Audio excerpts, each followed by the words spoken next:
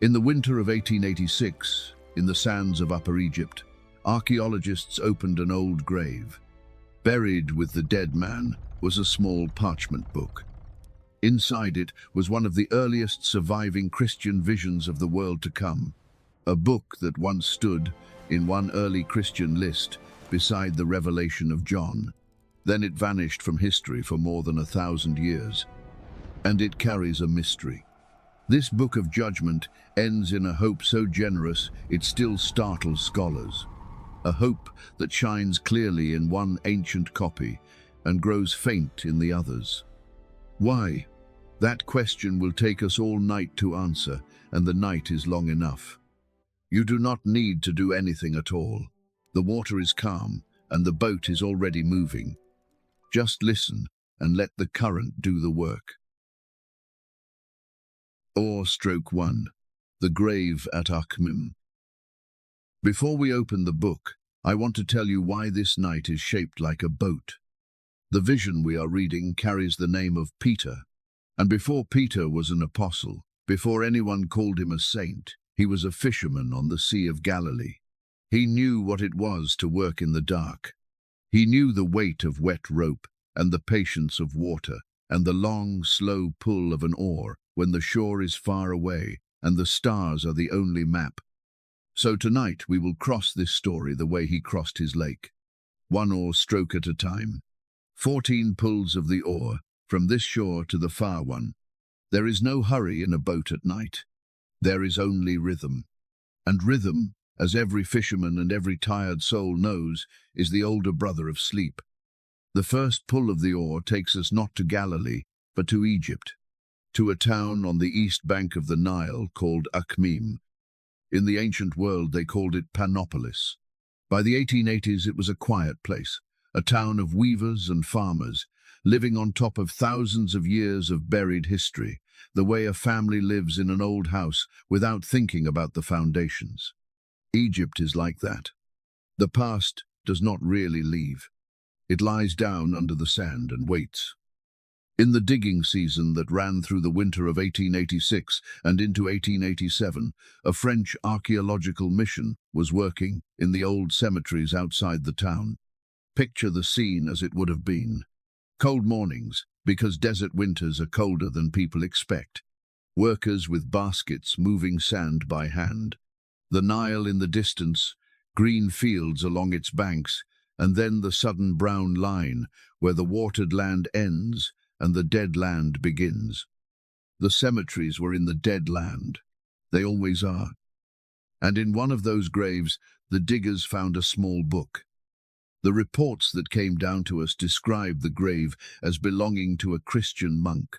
Akhmim had been a great center of Egyptian monasticism, so the description is believable, though I will be honest with you from the first stroke of the oar, as I intend to be all night.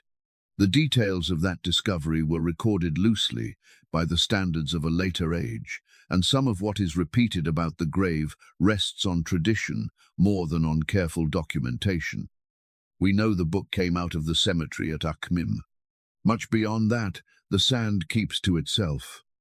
The book itself we can describe exactly, because it survives a little parchment codex, the kind of volume a person could hold in one hand.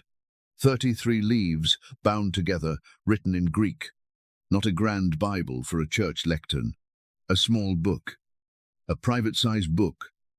And it was not one text, but a bundle. Bound together in those few pages were portions of several ancient writings. Part of a gospel telling the story of the crucifixion in the voice of Peter. Passages from the ancient book of Enoch, in Greek. And a long fragment of the text we are opening tonight.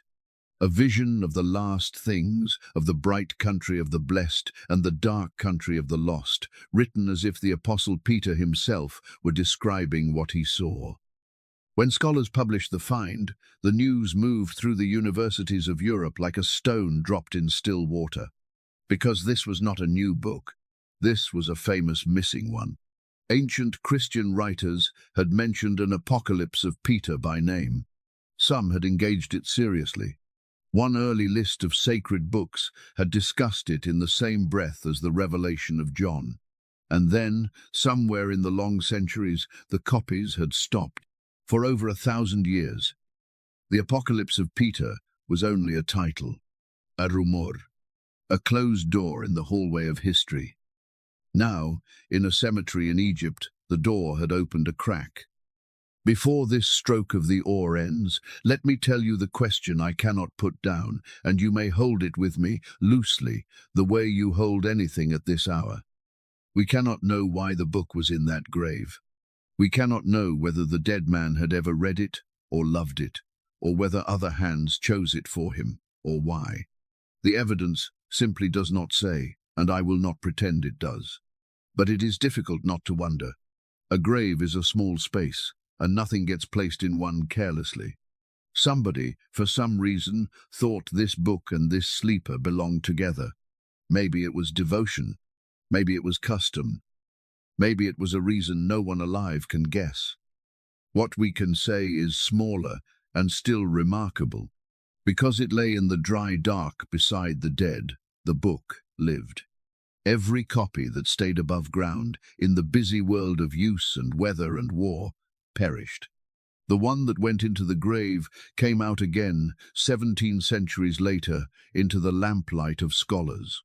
Whatever the buriers intended, they became preservers. The grave they closed became the ark. The book rode through time. And so tonight, without knowing his name or his story, you are connected to that sleeper at Akhmim by one thin, strong thread. His grave carried the book. The book carried the vision. And the vision, tonight, is carrying you. One more thing, and then the oar. The book we are opening is not scripture. It is not part of the Bible, and no major church today counts it as the Word of God. It was not written by the Fisherman whose name it carries. Scholars are confident it was composed in the 2nd century, roughly 100 years after Peter died, by a Christian author whose name is lost. When this book agrees with the Bible is the rock, and this book is the echo. Where it goes beyond the Bible, it is imagination. Devout imagination. Ancient imagination. Imagination that once came within reach of the canon itself. But imagination. That distinction is the lamp at the prow of our boat, and I will keep it burning all night. Listen. The dig is over now. The baskets are set down. There is only the wind moving over the cemetery, the small, dry sound of sand travelling, the same sound that grave heard for 1,700 years. And under the wind, if you listen with the ears of a story, the creak of an oar. The boat is moving. The first stroke is behind us. Ahead, out over the black water, waits a torn piece of parchment in a library in Milan, and on it, the moment our forgotten book stood beside the Bible itself. Oar Stroke 2. The list in the broken manuscript. The second pull of the oar carries us out of Egypt, across the whole width of the ancient world, to the city of Rome, and it carries us back in time, to somewhere around the year 180 after Christ. Hold that date gently for a moment, because it changes how everything sounds. 180. The last of the apostles had been gone for about 3 generations. The living memory of that founding age was still near, the way a family still feels a grandparent in the house years after the funeral. The faith was no longer new, but it was still young, and it had a problem that most of us never think about, because we were born on the far side of its solution. The problem was this: there was no Bible yet, not the way you know it. There were writings, yes, many writings, Gospels and letters and visions and acts, copied by hand, carried in satchels from city to city, read aloud on Sunday mornings in borrowed rooms. Some of those writings were treasured everywhere. Some were treasured in one region and unknown in another, and some were doubted. The church in those years was like a family sorting a beloved library after a death in the house. Every book had to be held up to the light. Which of these truly carries the voice we remember? Which of these do we bind into the center of our lives? We know they were asking those questions because a piece of their answer survived. In the 1700s, an Italian scholar named Ludovico Antonio Muratori was working in a great library in Milan, going through old manuscripts the way archaeologists go through sand. And in a worn codex from the 8th century, he found something remarkable copied inside it. A list. A much older list, translated from Greek into rough Latin, of the books that one Christian community, in the age when the list was first written, received as sacred. Scholars studied its clues and concluded that the original had been drawn up in or near Rome, most likely in the late 2nd century. In honor of the man who found it, they call it the Muratorian fragment. Fragment is the right word. The beginning is torn away. It opens in the middle of a sentence, like a voice you tune into halfway through. But what remains is a window straight into the 2nd century church, and through that window you can watch the Bible being weighed while it was still on the scales. The list walks through the books. The Gospels of Luke and John are there. The Acts of the Apostles. The letters of Paul, counted out to the churches by name. And then, near the end, the list comes to the visions, the apocalypses. And it says something that stopped scholars in their tracks, and that is the reason our boat has rowed all this way tonight. It says that they received the apocalypses of John and of Peter, both of them, side by side.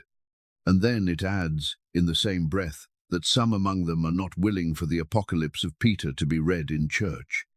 Let the weight of that settle, slowly, the way a stone settles through dark water. The revelation of John, the final book of your Bible, the book of the 7 churches and the New Jerusalem, and the apocalypse of Peter, the little book from the grave at Akhmim. In the 2nd century, in the city of Rome, one sentence held them both. For that moment in history, they were neighbors. And yet, even in that sentence, you can hear the door beginning to swing. Some among us will not have it read in church. There it is. One of the earliest surviving signs of doubt, a quiet clause, a reservation entered into the minutes, the kind of small note that seems minor at the time and turns out to be the whole future speaking softly. The fragment does not tell us who the doubters were or exactly what troubled them. It records the hesitation and moves on. But history is made of hesitations like that. A book lives or dies by whether the next generation of copyists thinks it is worth the parchment. Doubt, even polite doubt, slows the copying hand. Was Rome alone in taking this book seriously? It was not. Row a little further east with me, to the great harbour city of Alexandria in Egypt, the intellectual capital of the ancient world. There, in those same decades, lived one of the most learned Christians of his age, a teacher named Clement of Alexandria. Clement read everything: Greek poets, philosophers, scriptures, visions. And Eusebius, the church historian, later reports that Clement engaged this very apocalypse of Peter, among other writings whose standing was still under discussion. That does not mean Clement ranked it with the acknowledged scriptures. Honesty will not stretch that far. But it means the book sat on the desk of one of the sharpest Christian minds of its generation and was thought worth the ink of a response. Serious books get argued with. Trivial ones get ignored. The apocalypse of Peter was not being ignored. So, hold the picture of that moment, because it will never be this bright for our little book again. In Rome, it stands in the same sentence as the revelation of John, with one wary clause attached. In Alexandria, Clement is remembered as having engaged it. And in at least some communities, ordinary believers may have heard it read aloud and shivered and hoped. History, in the end, moved the other way. And before our night is over, we will watch it move, step by step, and weigh the reasons as fairly as the surviving record allows. I will not pretend the answer is simple, and I will not pretend scholars agree on every part of it. Where the record is quiet, I will tell you it is quiet. That is the promise of this boat. But before this oar stroke ends, I want to offer you one thought to carry towards sleep, because I do not think it is an accident that the fragment survived the way it did. The Muratorian list reached us torn, copied clumsily, in rough Latin, hiding for 1,000 years inside another book. By every reasonable measure, it should have been lost. The apocalypse of Peter reached us the same way, sleeping in a grave at the edge of a desert town. Almost nothing from that world arrives whole. What arrives is fragments and patience and the strange mercy of dry sand and dark libraries. And still, enough arrived. Enough for us to sit in this boat tonight and hear the 2nd century thinking out loud. Enough to know that our forgotten book once stood in the doorway of the Bible itself, close enough to touch the frame. Maybe there is a comfort in that for you, lying in the dark with your own unfinished records. Nothing about your life needs to survive complete in order to matter. Fragments are enough for God, who reads torn lists fluently and knows every missing line by heart. The blade slips under, pulls and rises streaming. Rome slides away behind us, its lamps going out one district at a time. Ahead, the water opens toward a different question. Not what the list said, but who the man was. The fisherman whose name this vision wears. Why him? Why did the church's imagination reach for Peter, of all people, when it dreamed about mercy and judgment? To ask that, we have to row all the way back to a lake in Galilee and to a boat very much like this one. The 3rd pull of the oar will take us there. For now, rest your hands.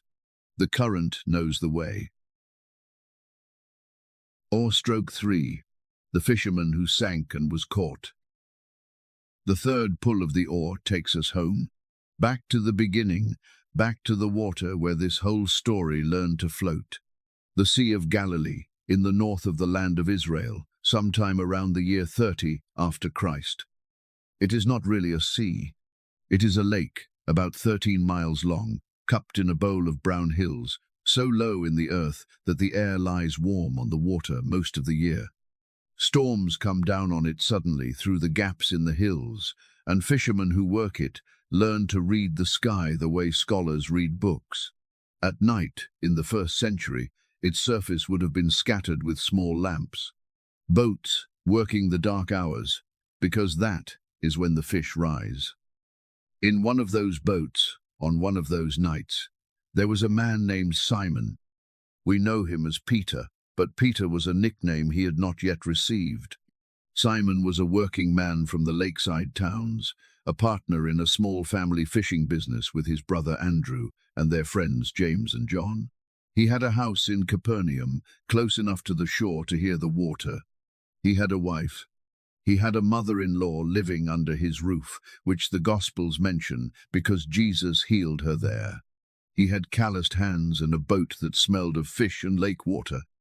And by every expectation of his world, that was the whole story. A man, a net, a lake, and the years quietly passing. I want you to hold that ordinary picture, because everything the church would later believe about this man begins with how unremarkable he was. The Gospels remember the morning it changed. A traveling teacher from Nazareth stood on the shore with a crowd pressing around him, and he stepped into Simon's boat and asked him to push out a little from the land. When the teaching was done, the teacher said, "Put out into the deep water and let down your nets."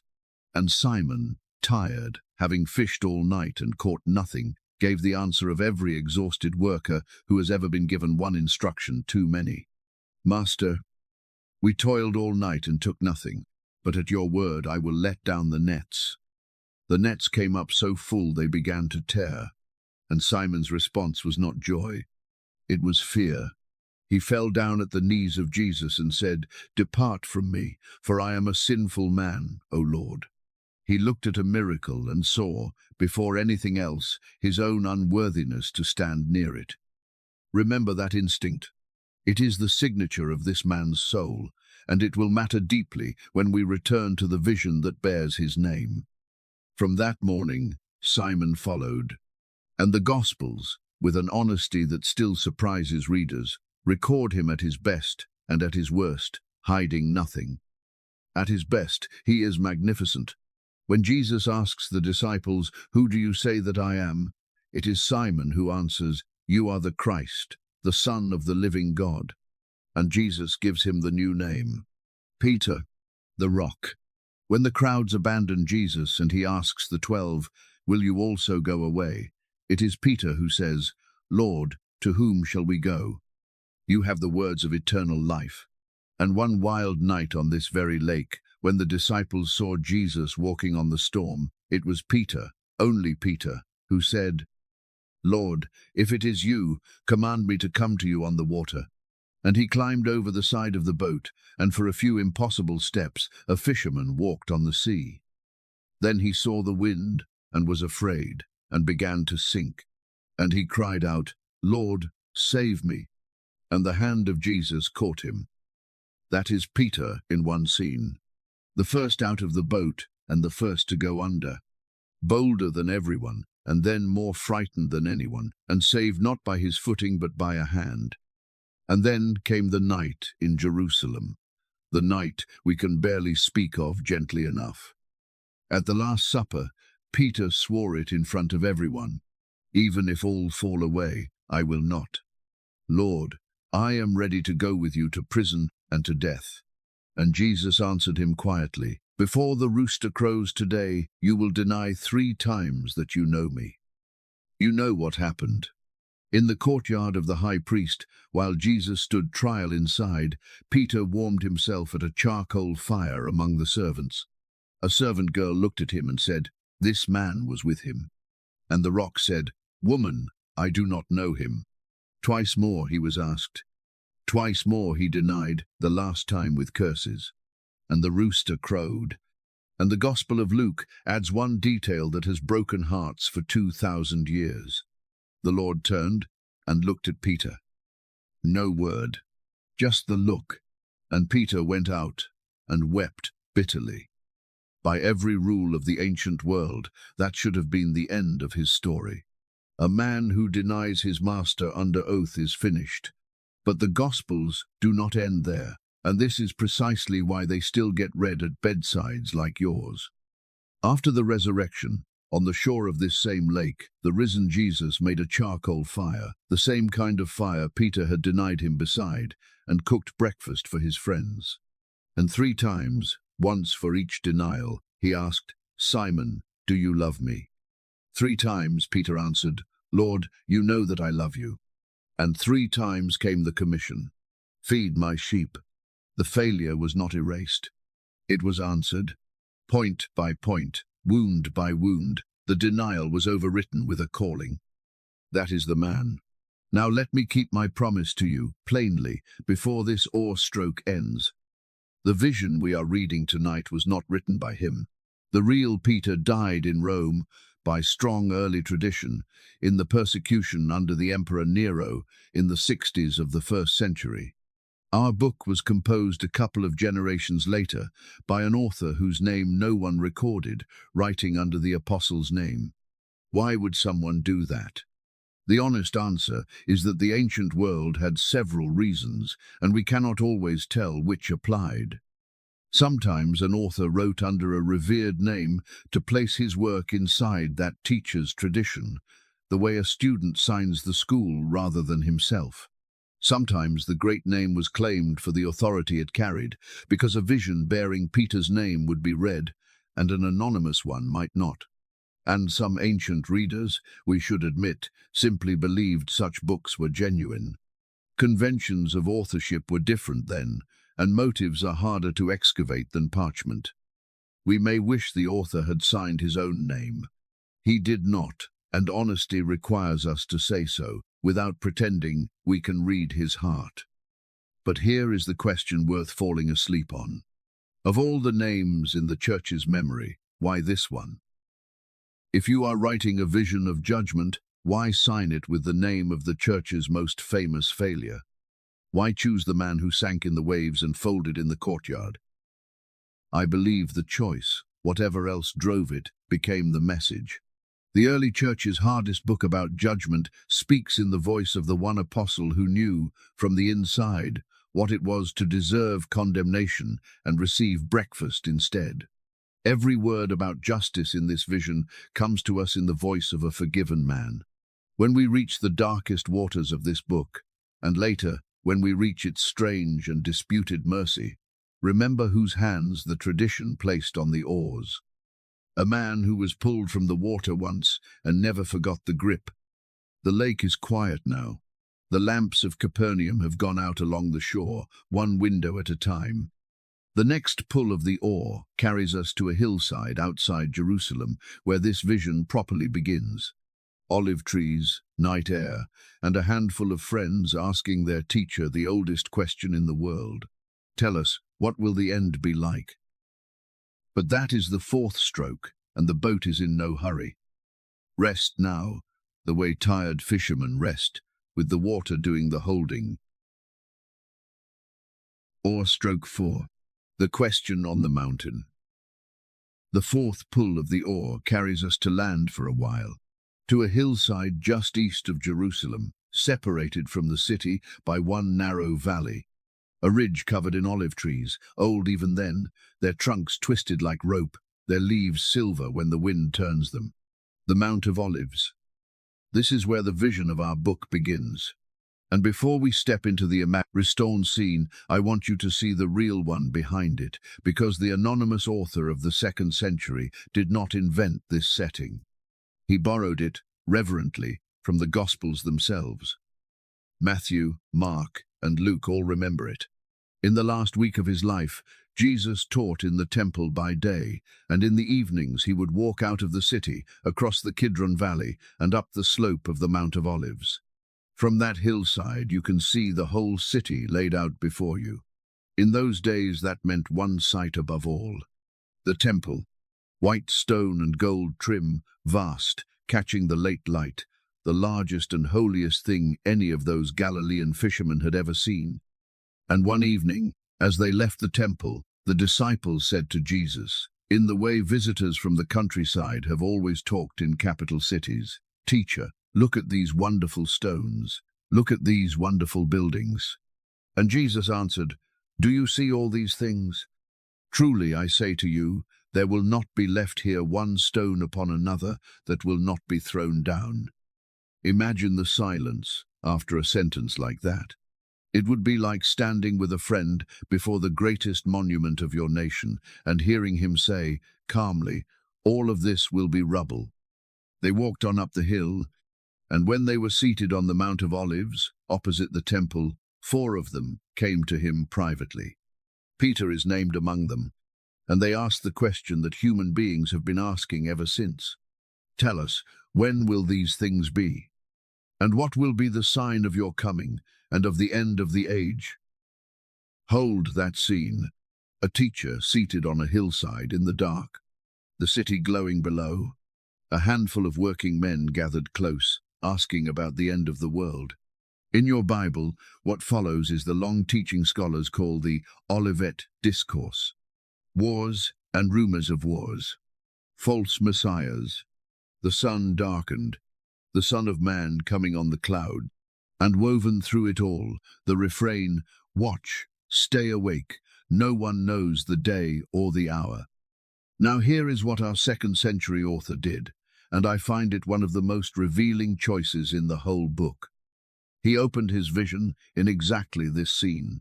The apocalypse of Peter begins with Jesus seated on the Mount of Olives, and the disciples coming to him privately and asking about the signs of the end. The author took the doorway that the Gospels had left standing open, that famous question on the hillside, and walked his story through it. As if to say, you remember that night? You remember what they asked? Come and hear the answer at greater length. And in his telling, the questioner is Peter. Peter comes forward, speaks for the others, and asks the Lord to show them plainly what will come upon the world at the last day. Notice how careful that is. The author does not stage his vision in some new, invented place. He anchors it to the most solemn conversation the Gospels record, and he gives the leading voice to the disciple whose life we traced on the last oar stroke. The man of the boldest questions. The man who always spoke first.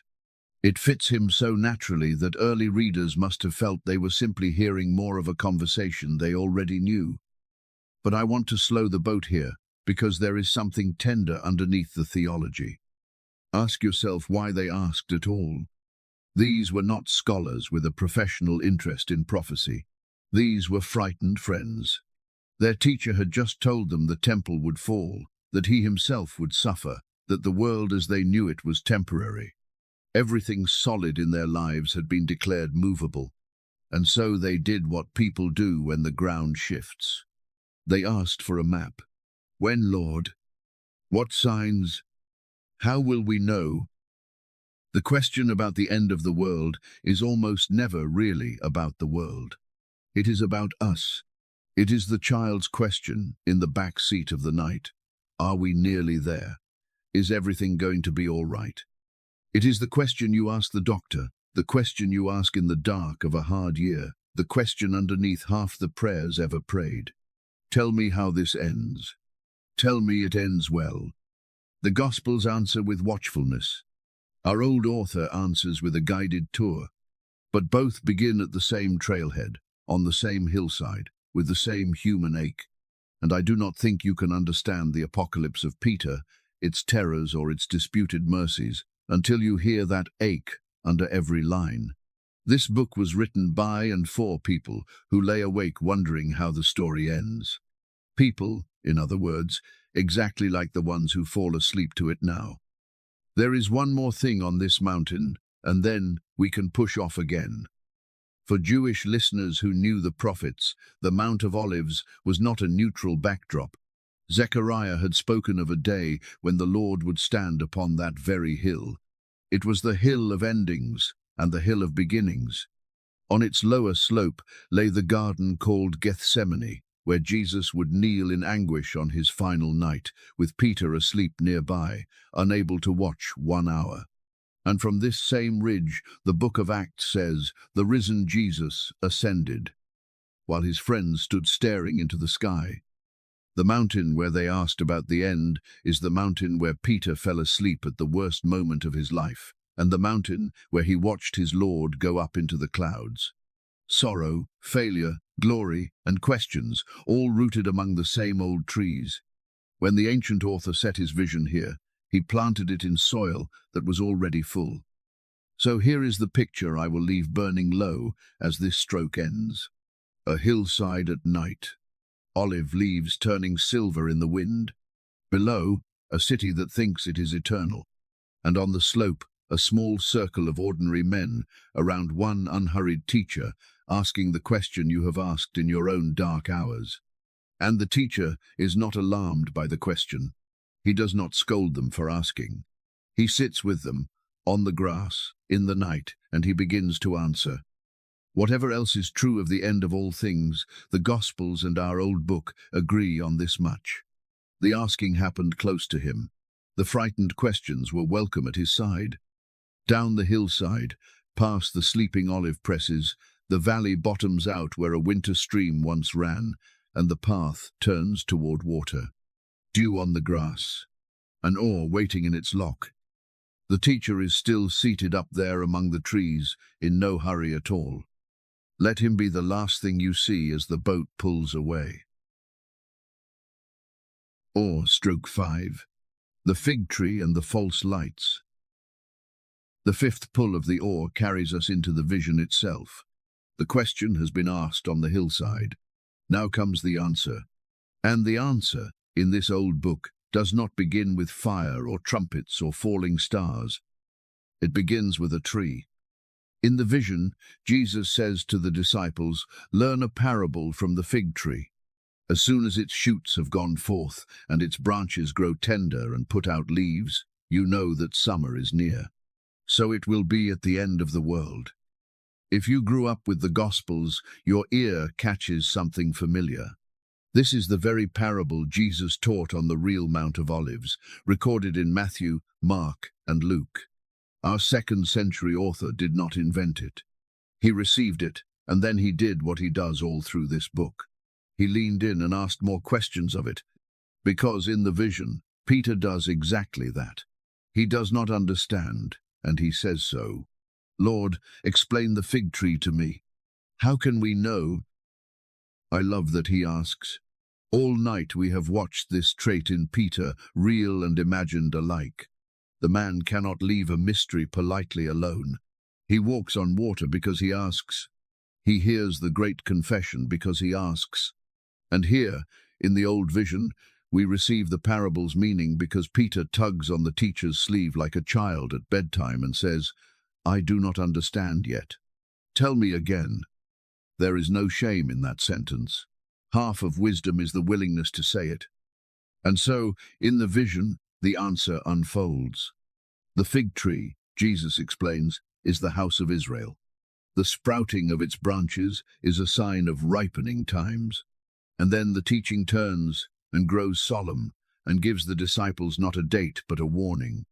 In the last days, false Christs will come, deceivers, arriving with claims and wonders, saying, I am the Christ, who am now come into the world.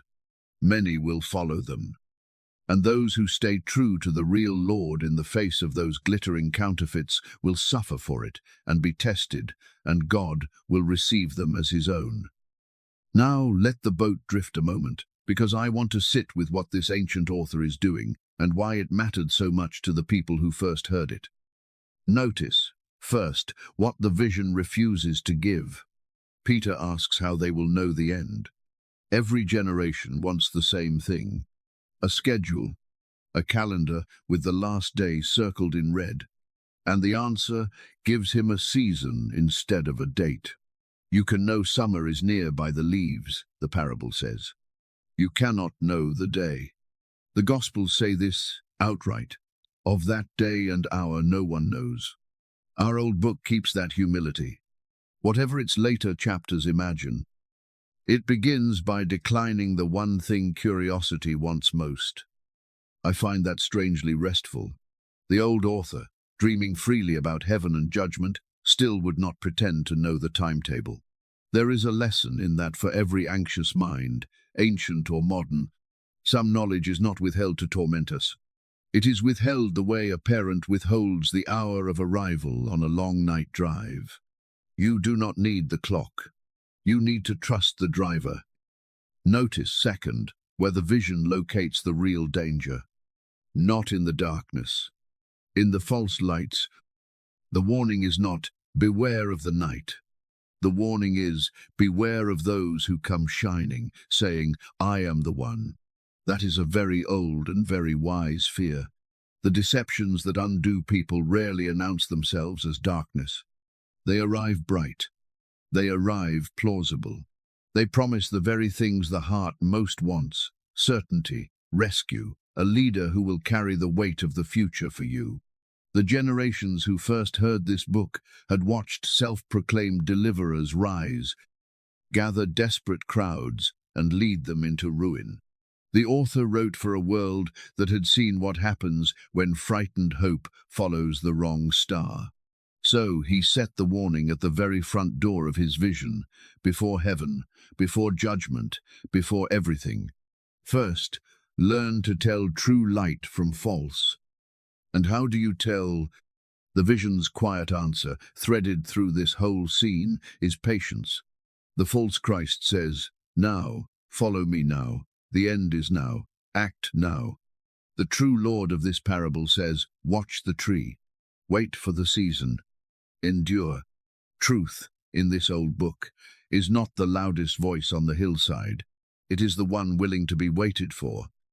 There is a third thing here, and it is the one I would have you carry down into sleep. Think about what a fig tree and leaf actually is. It is a promise that cannot be hurried and cannot be stopped. Through the whole grey winter, the tree stands bare, looking for all the world like something finished. Nothing about it announces the future. And then, in its season, not yours, the branch softens. The leaves come. Summer was never in doubt. It was only in transit. The first hearers of this vision were people in winter. Small congregations, pressed on every side, wondering if the story they had staked their lives on was going anywhere. To them, this opening parable said, you are not watching a dead tree. You are watching a slow one. The bare season is real, but it is not the verdict. And every life listening tonight has its bare branches. The prayer that has not leafed out, the hope that stands there winter grey, month after month, looking finished. The fig tree teaches the oldest patience there is. Looking finished and being finished are not the same thing. The one who planted the tree has not forgotten what it is for. The vision will grow darker from here for a while. I tell you that plainly, because we do not surprise each other on this boat. The coming chapters of the old book turn to the resurrection of the dead, and then to judgment, and we will cross those waters carefully, at night speed, with the lamp lit. But it matters more than almost anything, that the vision begins here. Before this old book shows anyone the fate of the world, it shows them a branch turning green. The first word of the apocalypse of Peter is not doom. It is, learn from the tree. Summer is near. The oar rises heavy with water, swings and bites again. The hillside slides astern, and the fig tree stands in the dark of memory, tender-branched, keeping its promise at its own pace. Ahead of us, the water widens toward the morning this book was most eager to describe. The morning the earth gives back what it has been holding. For now, there is only the small sound of water on the hull and a green branch in the dark, and a season quietly on its way. Rest in the winter tree's secret. It knows what it is doing. Oar Stroke 6. The morning the earth gives back. The sixth pull of the oar carries us to the part of the vision that the ancient world found hardest to believe. Not the judgment, not even heaven. This, the claim that the dead will live again, in the body, every one of them, on a morning already chosen.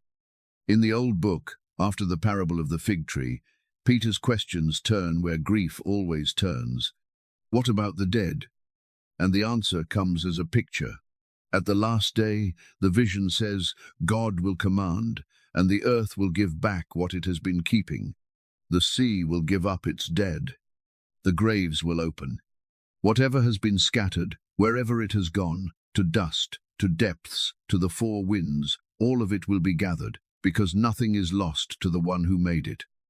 Every person who has ever lived will stand again, whole, on their own feet, in the light. And to ground that staggering claim, the old author reaches back and takes hold of a scripture that was already ancient in his day.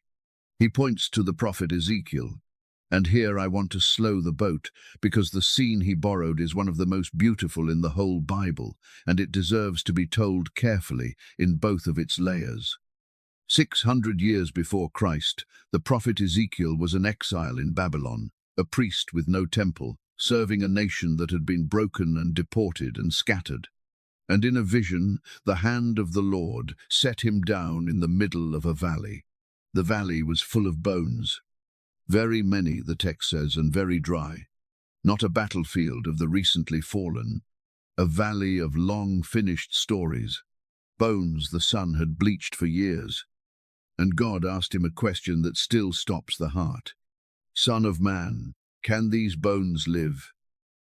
Ezekiel gives the only honest answer a man can give in a valley like that. O Lord God, you know, which is the believer's way of saying, I cannot see how, and I will not pretend I can, but I will not put a limit on you either. Then comes the command, prophesy over these bones. Say to them, O dry bones, hear the word of the Lord. And Ezekiel speaks, feeling, I imagine, every kind of foolish, a man preaching to a valley of the dead. And as he speaks, there is a sound, a rattling.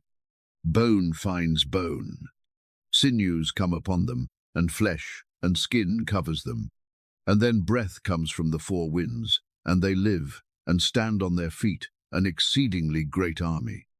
Now, the honest layer first, because this matters, especially if you know your Bible well. In its own chapter, God himself explains the vision to Ezekiel, and the explanation is about a nation, not a graveyard. These bones, he says, are the whole house of Israel. They say, our hope is lost, we are cut off. Therefore I will open your graves, O my people, and bring you back to your land. In its first meaning, the valley of dry bones is a promise to exiles. A dead nation will live again. That is what Ezekiel's first hearers heard, and any careful teacher will tell you so. But the image was larger than its first assignment. Later generations of Jewish readers, pondering death and the justice of God, heard in that rattling valley a hope that reached beyond national restoration, a hope for the actual dead. And the early Christians, staking everything on one Sunday morning outside Jerusalem, one borrowed tomb found open, read Ezekiel's valley in that widest way. If God could breathe a nation back from the grave of exile, he could breathe every sleeper back from the grave itself. The resurrection of Jesus was, to them, the first crocus of the whole valley, proof that the rattling had already started. That is the reading our second-century author inherited, and the one his vision stands on. He did not invent the hope of resurrection. He received it from Ezekiel's imagery read in its widest sense, from the prophet Daniel's promise that many who sleep in the dust shall awake, from the empty tomb at the center of his faith. What he added was emphasis, a loving, almost fierce insistence on the word all the dead, from every grave and every sea and every forgotten corner. He wrote for people whose loved ones had died without honor, sometimes without burial, in persecutions and plagues and poverty. And his vision promises them that missing remains do not mean a missing person. God does not need the grave marked in order to find the one who sleeps there. And that is the heart I want you to fall asleep holding. Because underneath the doctrine, this chapter is about being remembered. Think of what death seems to do. It seems to erase. Faces blur in memory. Names fall off the family tree after 3 generations. The great crowd of the human past, the shepherds and mothers and fishermen and children of every century, seem to sink into anonymity. The quiet fear underneath every human heart is not only that we will die, it is that we will be forgotten, that the sum of a life, the love given, the pain endured, the small unwitnessed faithfulness simply dissolves. The vision of the opened graves answers that fear with one enormous claim. Nobody is anonymous to God. The resurrection, whatever else it is a roll call. It means every person who has ever lived is still held in the memory of the Maker, down to the last detail, waiting to be called by name. The woman who died nameless in some ancient famine, the infant lost at sea, the sleeper at Akhmim, whose name the sand kept and never gave back. Not one of them has slipped through the fingers of God. The earth, in this old vision, is not a place where people are lost. The earth is a place where people are kept. And so are you. Whatever tonight has you feeling unseen, a labor nobody noticed, a love nobody measured, years that seem to have left no mark on the world, hear the claim this old book carried through 18 centuries to reach your pillow.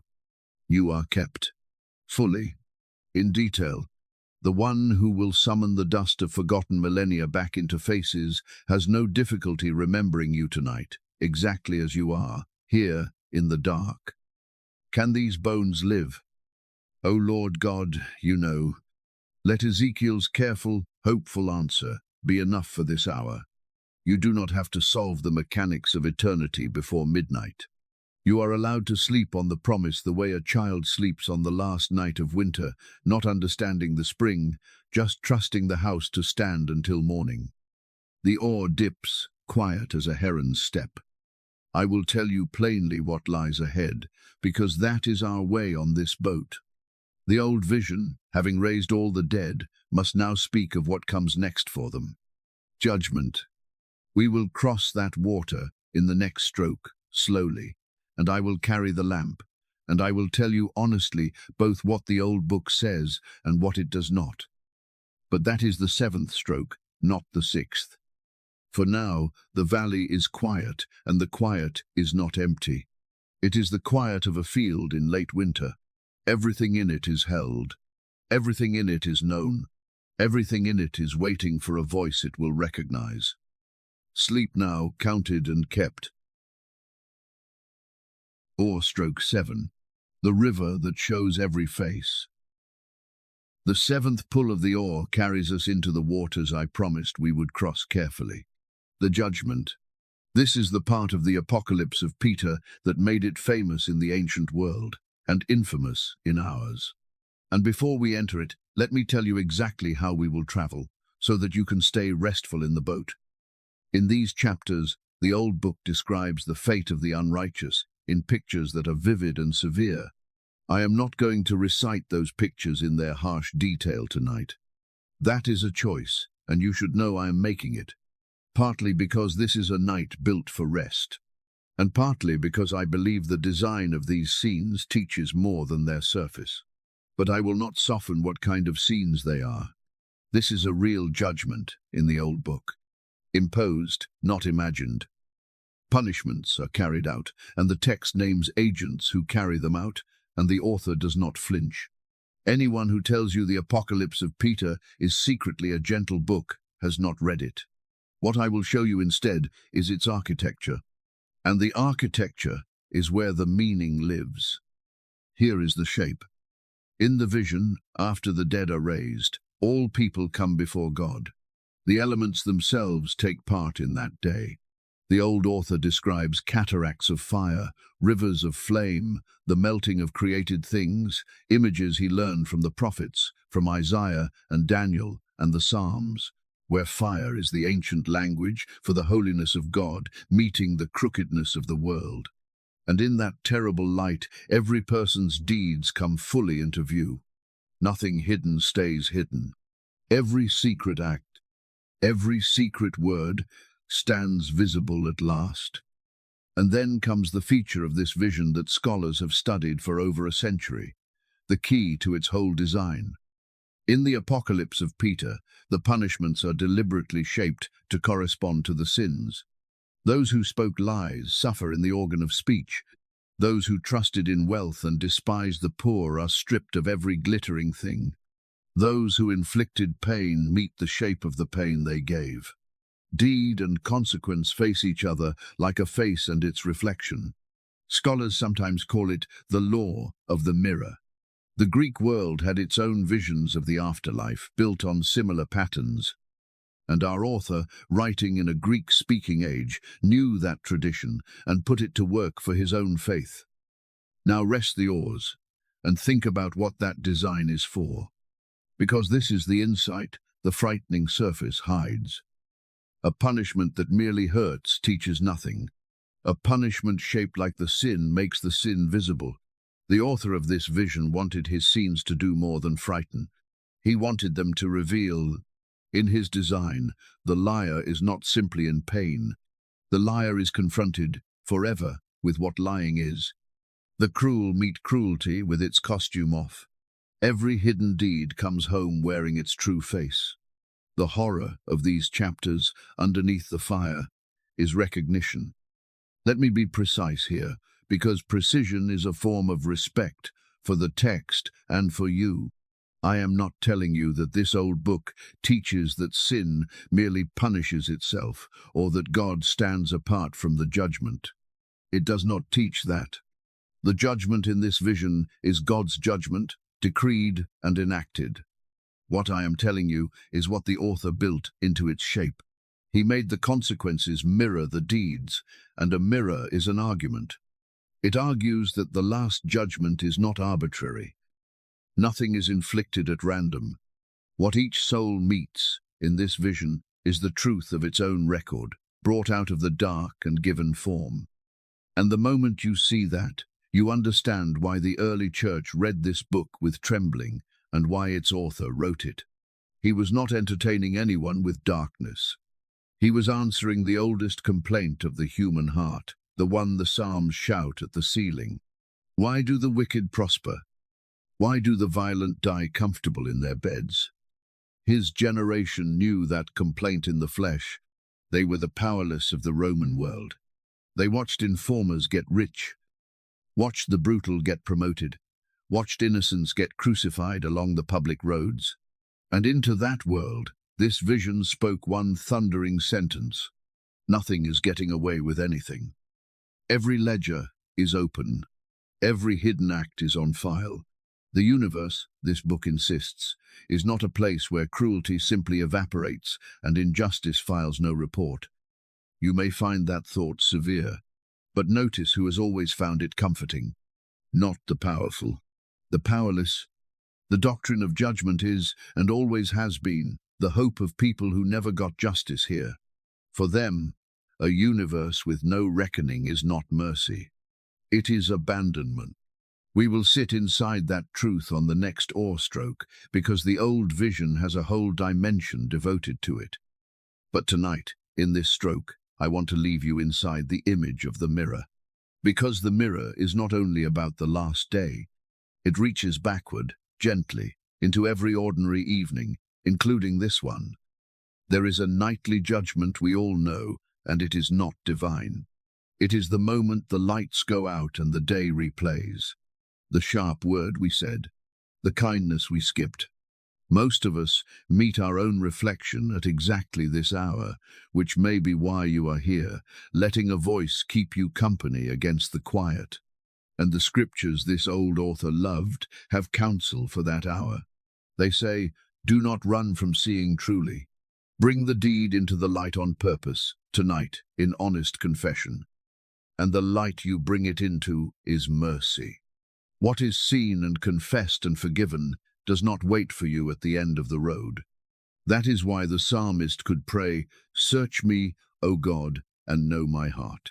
Try me, and know my thoughts.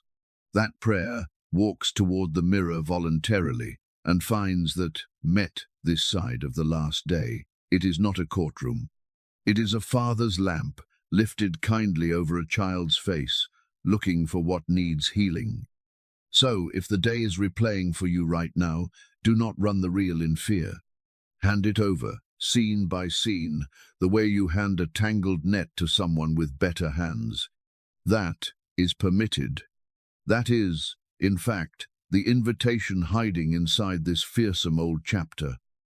The bright, terrible river falls away behind us. The blade turns in the black water, and the boat runs quiet for a while, the way boats do after hard passages. Ahead lies a scene that sets this vision apart. The moment the old book pauses and turns and shows us the ones who were wronged, standing in the light, present at the arrival of justice.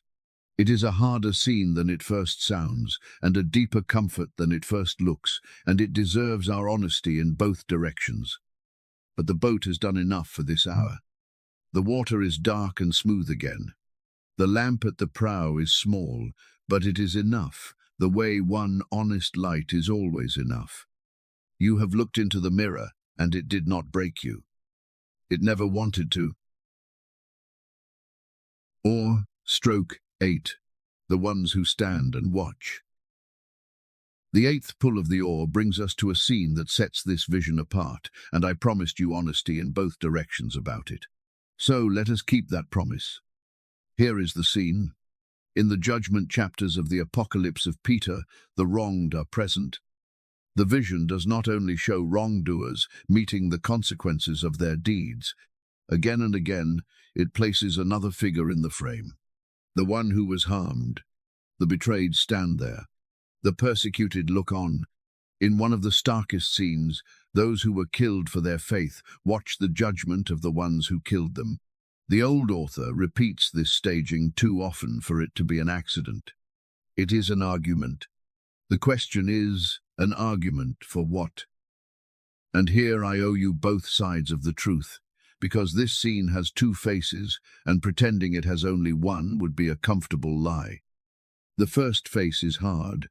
There is vindication in these scenes, and something that can read like retribution. The victims see their persecutors punished, and the text does not tell us they look away. Ancient visions of judgment often carried this note, the reversal of power, the oppressor finally beneath, and the oppressed finally upright, and our book belongs to that tradition.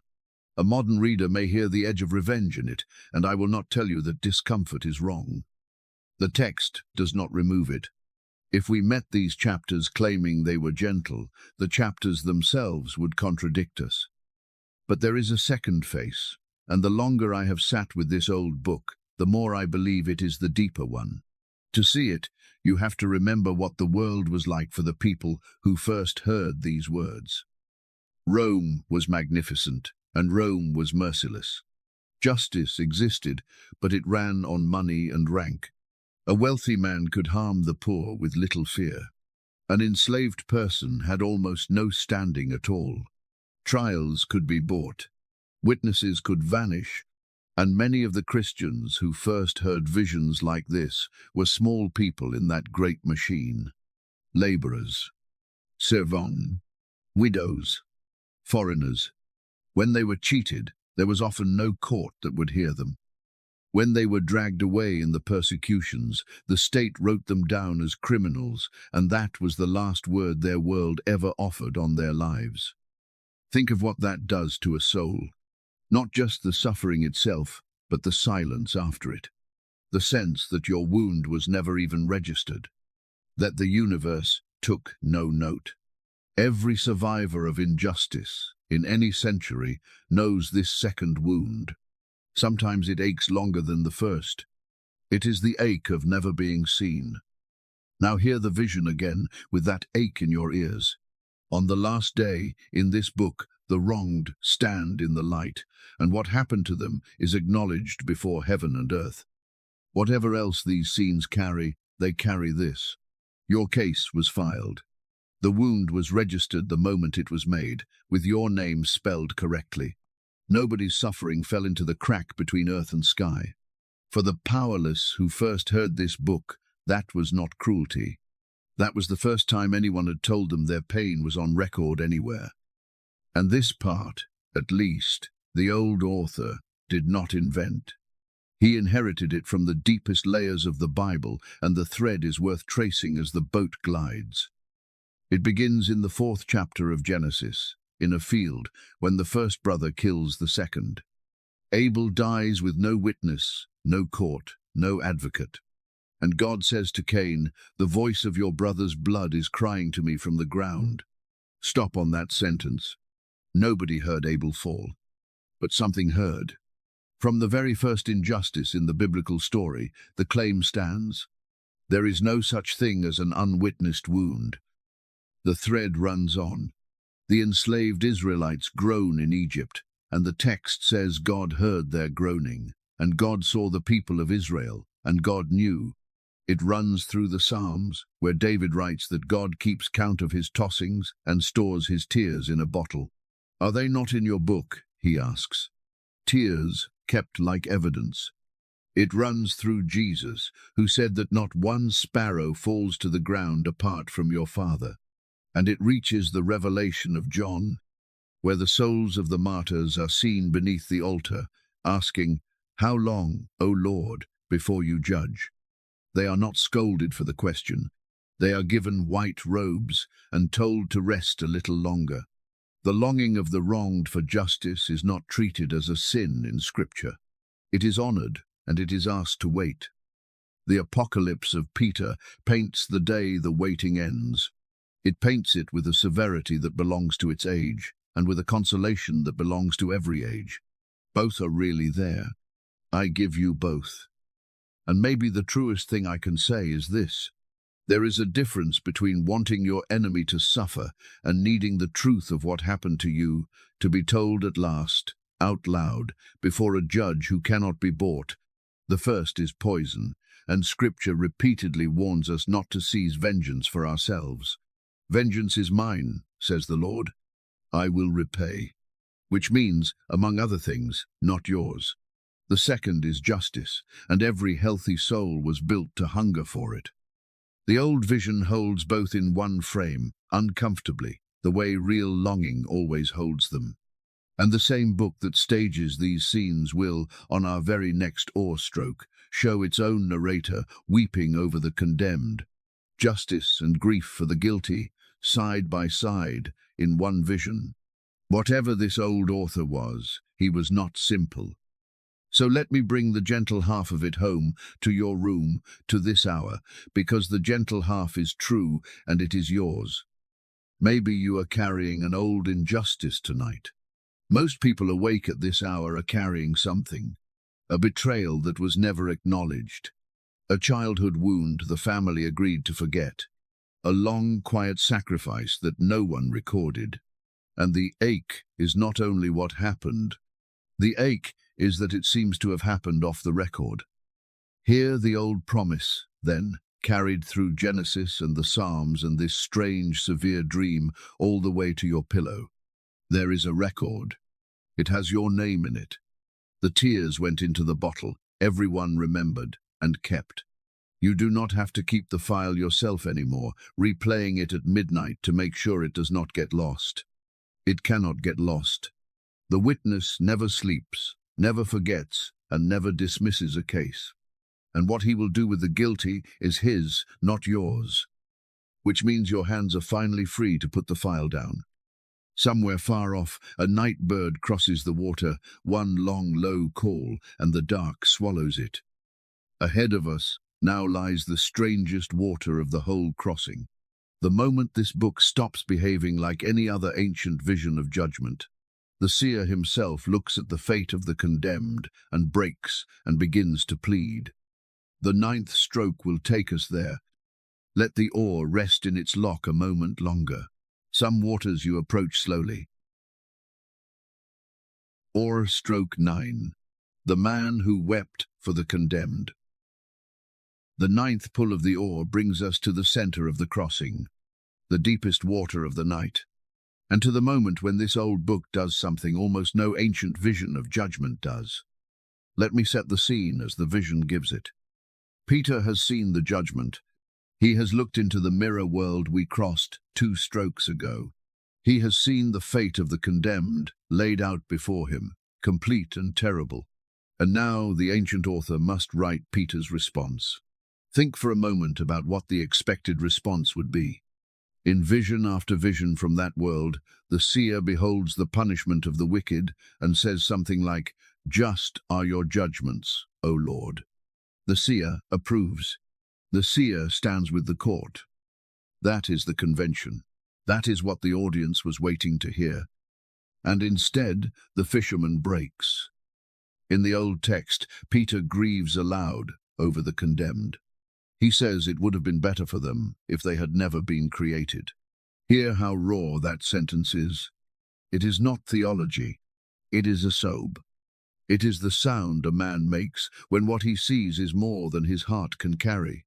The church's imagination, remember, is writing this scene, and it chose to write its lead apostle not as the judge's assistant, but as a man undone, appealing to the Lord's compassion in front of the throne itself. The first out of the boat, the first to speak, always, even when speaking was dangerous. On the mountain of transfiguration he blurted. In the courtyard he crumbled. On the water he cried, "Lord, save me." And here, standing before the justice of God, Peter does the most Peter thing conceivable. He interrupts the last judgment to grieve for the losing side. Now, what does the Lord answer? And here I must be careful with you, more careful than anywhere else tonight, because we are close to putting words in the mouth of God, and that is holy ground, where a storyteller must take off his shoes. The old text's answer, in the surviving witnesses, is brief and searching. The Lord turns the grief back toward Peter as a question about compassion itself. Peter is shown, in effect, that his mercy toward the condemned is not greater than the mercy of the one who made them, and that the judgment he is witnessing is not the work of a God who loves less than Peter loves. The text is compact here, and the manuscripts are not smooth, and I will not dress its few words in robes they did not wear. So mark this plainly. What the text gives us is brief. What follows now is my own reflection on what those few words may mean. One listener thinking out loud in the dark, and you may weigh it as exactly that. Here is what I hear in that exchange. Peter assumed, as we all assume, that in this scene there were 2 parties. God holding the sentence, and Peter holding the compassion. The stern judge, and the tender friend pleading for clemency. And the answer quietly dismantles that picture. It asks, in substance, do you imagine you love them more than I do? as if to say, your grief did not enter this courtroom from outside. Where do you think your grief came from? The compassion Peter feels, as I hear it, is not a protest against the character of God. It is an echo of it. If that reading is right, then this old book has claimed something remarkable. Grief over the lost is not rebellion against heaven. It is resemblance to heaven. When Peter's heart cracks at the sight of judgment, he is not drifting from the Lord. He is reflecting him imperfectly, the way water reflects a fire on the shore. And whether or not the old author would own every word of my reflection, this much is simply in the record. He built his book so that its emotional summit is not the punishment. It is the pleading. He met the objection every tender heart raises against the doctrine of judgment, the cry that says, "But how can I be at peace while others are lost?" And instead of scolding that cry, he gave it to an apostle and set it before the throne, and had heaven answer it not with rebuke, but with a deeper claim of love. He did not pull that pattern from nowhere. The thread runs back through the whole Bible, and it is worth tracing as the boat glides. Abraham stood before the Lord and bargained for Sodom, down from 50 righteous to 10, and heaven entertained every counteroffer. Moses, after the golden calf, told God, "Forgive their sin, and if not, blot me out of your book instead." Blot me out instead. Jeremiah wept until his eyes failed. And Paul wrote to the Romans an almost unbearable sentence, that he could wish himself accursed and cut off from Christ for the sake of his people. The greatest souls of Scripture all share this scar. They all, at some point, threw themselves across the tracks for the guilty. The Apocalypse of Peter gives that ancient scar to Peter and lets it show in front of the throne. And behind them all stands the figure the church saw above every vision. The one who looked at the city that was about to kill him and wept over it. The one who, from the cross itself, with the nails still new, said, "Father, forgive them, for they know not what they do." If that is what God is like, the old author seems to have reasoned, then Peter's grief belongs inside the judgment scene, not outside it. So, here is what I would have you carry down into sleep from the deepest water of our crossing. If you have ever lain awake aching over someone, a child who has wandered, a friend self-destructing in slow motion, a name you cannot stop praying even though praying hurts, you have stood where Peter stands in this vision, and the direction of the answer given to him is yours to borrow.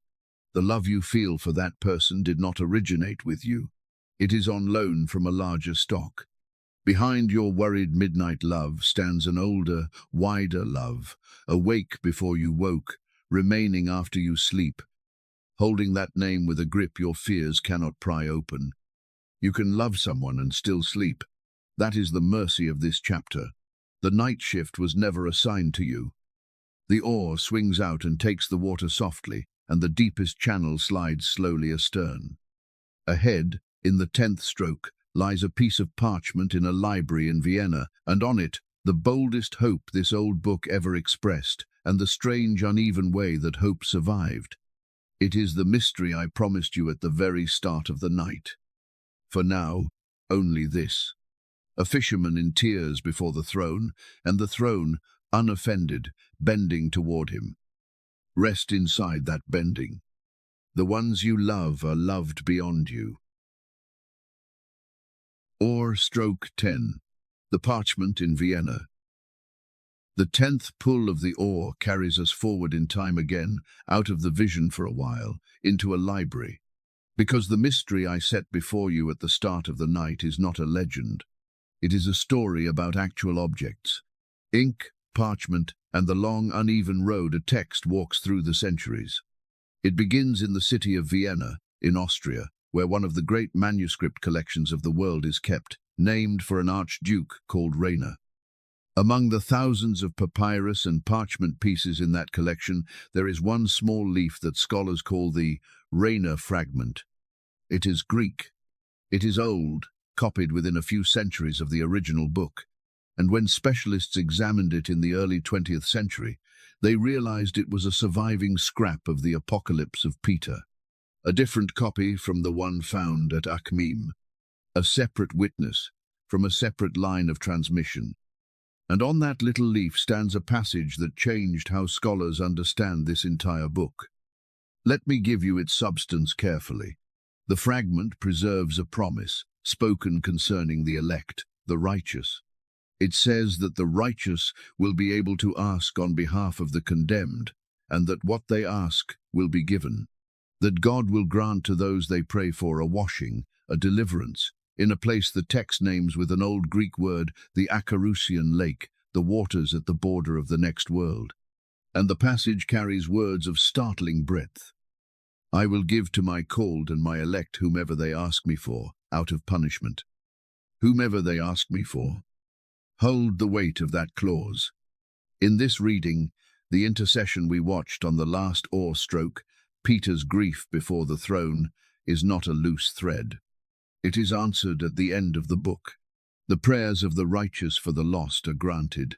Mercy is given a final word, and not a small mercy, a mercy wide enough to startle. Now, our night has been built on honesty, so let me show you the whole picture. It is more tangled than a good story wants it to be, and the tangle is the truth. The fullest surviving copy of the Apocalypse of Peter is not the Greek from Akhmim, and not the Vienna leaf. It is a translation in Ethiopic, the ancient language of the Church of Ethiopia, published to the scholarly world in 1910. The Ethiopic preserves the whole shape of the book, and when you set the Ethiopic beside the Rayner fragment, at this exact passage, they do not agree. The Ethiopic text at this point is confused and altered. The boldest clause, the promise to give the elect whomever they ask for, does not stand there plainly the way it stands on the Vienna parchment. So, which reading is original? The English scholar M.R. James, the very man who did so much to recover this book for the modern world, studied the problem carefully. He argued that the Rayner fragment preserves the earlier text, and that later forms of the tradition softened or lost it. He had a striking piece of outside evidence. An ancient poem, one of the Sibylline oracles, borrowed heavily from the Apocalypse of Peter. And the poem includes this very hope, the saved interceding, God granting deliverance. A reader in antiquity, it seems, knew the book with the mercy intact. Many scholars since James have found his case persuasive. Others remain cautious, and the matter is still discussed. That is where the evidence actually stands, and I will not pretend it stands anywhere firmer. And now the harder question, the one the mystery of our whole night hangs on. If the bold reading is early, why do the later forms blur it? Here I must be more careful still. The truthful answer is that we do not know. Transmission is a rough road. Lines drop out by accident. Translators misread. Texts get smoothed by hands we cannot see, for reasons we cannot recover. We cannot look over the shoulder of any particular copyist and catch him in the act. And we cannot read motives off a missing clause. What we can say is this. The idea itself made ancient readers nervous. That is not a guess. In the manuscripts of that Sibylline poem, someone attached a protest against this very doctrine. And a related old tradition has the Lord instruct that such mercy be kept hidden, not preached openly, lest people sin freely, counting on rescue. There it is, in the sources themselves. Not proof of what happened to our text, but proof of the weather it travelled through. The hope of mercy beyond judgment was a hope some believers treasured and others feared. A text carrying that hope was carrying it across a windy open field. So here the mystery stated at its honest size. The boldest hope of this book shines clearly in one early witness and grows faint in the others. Whether it faded by decision or by accident, by many small hands or by none in particular, the surviving record cannot tell us. What the record does show is a hope that was hard to hold, wide enough to comfort, wide enough to worry. The kind of sentence a tradition does not quite know where to put. And be fair to the old author, whichever reading was his. His book spends chapter after chapter insisting that deeds matter, that cruelty is recorded, that the mirror does not lie. He was no sentimentalist. If the great mercy is his, it is not a shrug that says nothing mattered. It is a rescue that says something greater than the record exists. Justice writes the account. Love, in this reading, is allowed to answer it. If that pattern sounds familiar, it is because it is the shape of the gospel itself, the just judge who is also the ransom. Whether this hope, pressed this far, contributed to the book's later troubles with the canon, no surviving document says.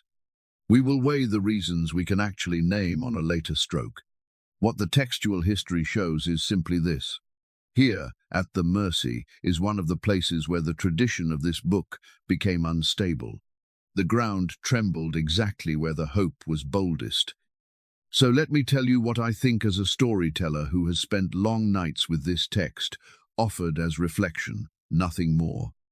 There is something achingly human in the whole picture. A book of judgment in which one early and important witness preserves an almost unbearable mercy, and a transmission history that wobbles precisely there, like a hand hesitating over a line.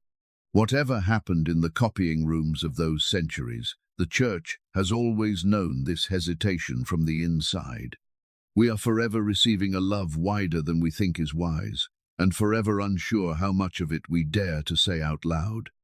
And still the sentence survived. The Vienna leaf came through fire and empire, and 18 centuries of forgetting, carrying its wide hope like a message in a bottle. Whomever they ask me for. Not doctrine. I promised you plain dealing, and the churches never made this book their rule. But a witness, at least, to how boldly some early believers dared to hope in the mercy of God. If there is a name you pray at midnight, a name you have almost stopped praying because hope began to feel foolish, you may let that old scrap of parchment keep you company tonight. Not as a promise holding your weight, as evidence that you are not the first to hope larger than you could prove. Such hope is very old, and it was held by people who had counted the cost of believing anything at all. The oar barely whispers now. Vienna slides astern, its library lamps going dark one by one, the little leaf asleep in its case, still saying what it has always said. Ahead of us the water begins to brighten. We have crossed the deepest channels of this night.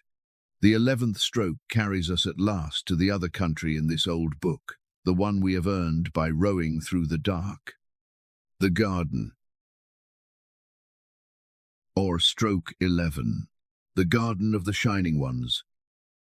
The 11th pull of the oar carries us out of the dark water at last, and you can feel the change before you can see it. The air softens. The night grows warmer around the boat. Somewhere ahead, faint as memory, there is light on the water. Not done. Something older than dawn. We have earned this stroke. We rode through the Mirror River and the deep channel of weeping, and we did not look away. Now the old book keeps its other promise. Because the Apocalypse of Peter is not only an ancient vision of judgment, it also contains one of the earliest surviving Christian descriptions of the world of the blessed, and the way it arrives there is not what you would expect. It arrives through a scene you already know. In the vision, Jesus says to the disciples, "Let us go to the holy mountain." And they climb. And as they pray on the height, 2 men suddenly stand with the Lord, and the disciples cannot look at them, because light comes from their faces like nothing in this world.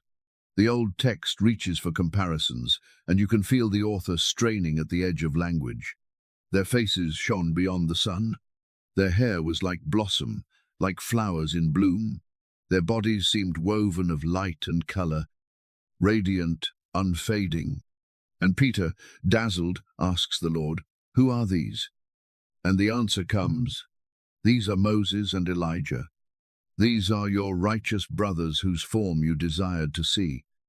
If your ear is ringing with recognition, it should be, this is the Transfiguration, the scene the Gospels set on a high mountain, where Jesus was transfigured before Peter, James, and John. his face shining like the sun, his clothes white as light, with Moses and Elijah beside him. Peter was there. 2 Peter treasures the memory. We were eyewitnesses of his majesty, it says. We were with him on the holy mountain. Of all the memories the church attached to this fisherman, the brightest one was a mountaintop drenched in light. So look at what our second-century author has done, and admire the craftsmanship. When he needed a doorway into the country of the blessed, he did not invent a stairway or a chariot. He used Peter's brightest memory. He reasoned with a kind of devout logic that when Peter saw Moses and Elijah shining, he was not seeing a special effect. He was seeing what the redeemed look like on the other side. The transfiguration in this old book was a window left open for 1 hour, and the vision simply climbs through the window. Because now Peter asks the next question, the one you would ask. Lord, where are the righteous? What is their world like? Show me the place. And the Lord shows him. And here the old book slows down, the way we are slowing down, and gives us the garden. The vision describes a great space outside this world, filled with light. The ground itself blooms. Trees stand full of blossom and full of fruit at once, in the same hour, as if the seasons there have stopped taking turns and simply give everything together. The air is thick with fragrance, the smell of blossom carried on it everywhere, so that in this vision of paradise you do not only see the beauty, you breathe it. And through that shining country move the shining ones, the righteous of the ages, clothed in radiance like the 2 men on the mountain, their faces glad. And the text adds a detail I have never stopped loving. The dwellers of that place are singing. The garden has a sound, and the sound is praise, rising and falling like wind through orchards. And those who arrive are welcomed. Angels meet them. The vision pictures the righteous who came before greeting the righteous who come after. In this early Christian dream, the world of the blessed is not a solitary reward. It is a homecoming crowd. Let the boat drift here. There is no hurry at all now. And let me point out, softly, what kind of paradise this actually is, because it tells you everything about the people who dreamed it. Notice what is missing. There are no thrones for the saints to compete for, no ranks, no ledgers, no achievements under glass. The author, who spent whole chapters on the precision of justice, spends his paradise on flowers, fragrance, light, and company. As if to say, justice is arithmetic, but joy is a garden. Things grow there. Nothing is owed there. And notice the deepest thing. This paradise is Eden, come back. A garden at the beginning of the Bible, lost through a gate that closed. And here, in one of the church's earliest dreams of the end, a garden again, with the gate standing open and the family walking in. The story that began among trees ends among trees. The exile was long, the vision whispers, but it was round. The road home was a circle, and the blossom and fruit together on the same branch in the same hour. I keep returning to that detail because I think it is the tenderest thing in the whole description. In this world, blossom is promise and fruit is fulfillment, and we live stretched between them, always waiting for one or grieving the fading of the other. Every joy here is either not yet or no longer. But in the garden of this vision, promise and fulfillment hang side by side. Nothing there is on its way out. Nothing is not yet. It is the healing of time itself. The long ache of waiting, the ache you may be carrying tonight, is treated by this old dream as a feature of the road, not of the destination. Now, the lamp of honesty, briefly held low and warm. Is this a photograph of the world to come? No, this is a second-century believer's dream, painted with the pigments available to human language. Gardens, light, fragrance, song. Paul said it best. What no eye has seen, nor ear heard, nor the heart of man imagined, God has prepared for those who love him. The garden of our old book is not the destination. It is a postcard from the border, drawn by someone who had not crossed. The picture is smaller than the truth. And where are the faithful dead now, this hour tonight? That is a question this vision does not answer, and I will not answer it for you with borrowed paint.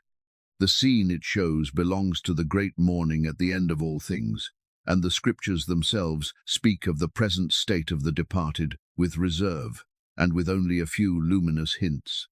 To be away from the body, Paul wrote, is to be at home with the Lord.